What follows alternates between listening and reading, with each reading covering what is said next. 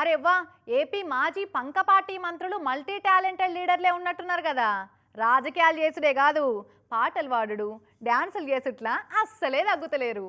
మొన్నటికి మొన్న కరెంటు ఛార్జీలు పెంచిరని ధర్నా చేసే కాడ మాజీ మంత్రి సీదిరి అప్పల్ రాజన్న మస్తు పాట అందుకున్నాడు కదా. ఇక నిన్న మాజీ మంత్రి అంబటి రాంబాబు సారు కూడా విలేకరుల మీటింగ్లా ఖతర్నాక్ పాట పాడిండు. పోయి వినద్దామా మరి.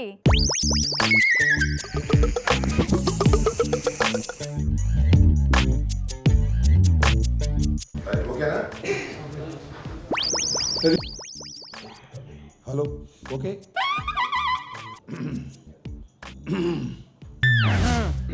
రైట్, గొంతు సగబెట్టిండు, నీళ్లు తాగిండు. ఇక మొదలుపెట్టు సారు. నాకు ఇక్కడ ఒక మాట గుర్తొచ్చింది. ఒక ఏం మాట? పాత సినిమాలో ఓ పాట. అగో మాట గుర్తొచ్చిందంటివి, మళ్ళా పాత సినిమా పాట అనబడితివి. మాటనా పాటనా క్లారిటీ మిస్ అవుతుంది ఇక్కడ. సరే, ఏ సినిమాల పాటనో చెప్పు. మళ్ళీ పవన్ కళ్యాణ్ గారి సినిమాలో కూడా ఖుషి అని కూడా దానిలో పెట్టినట్టున్నారు. ఓహో, అయితే ఆ పాటేనా పాడేది? ఆడువారి మాటలకు అర్థాలే వేరులే, అర్థాలే వేరులే. ఓ సూపర్, బాగుంది. అయితే ఏంది ఇప్పుడు అనిపిస్తుంది నాకు. ఏమని? బాబు గారి మాటలకు అర్థాలే వేరులే, అర్థాలే వేరులే. అవునంటే కాదనిలే, కాదంటే అవుననిలే. చక్కగా సూట్ అయిపోద్ది దీనికి. ఎవలకో? చంద్రబాబు నాయుడు గారికి కక్ష లేదు అంటే కక్ష ఉంది అని అర్థం. చంద్రబాబు నాయుడు గారు నేను నిప్పు లాంటి మనిషిని అన్నాడు అనుకోండి, ఆయన పెద్ద తుప్పు లాంటి మనిషి అని అర్థం. ఓ టాపిక్ ఏటో పోతుంది సారు.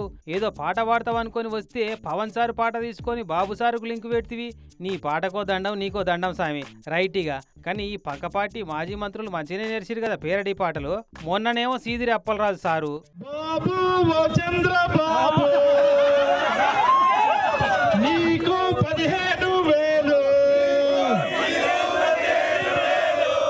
నిన్న అంబటి సారు. మొత్తానికి మంచి కళాకారులే పో.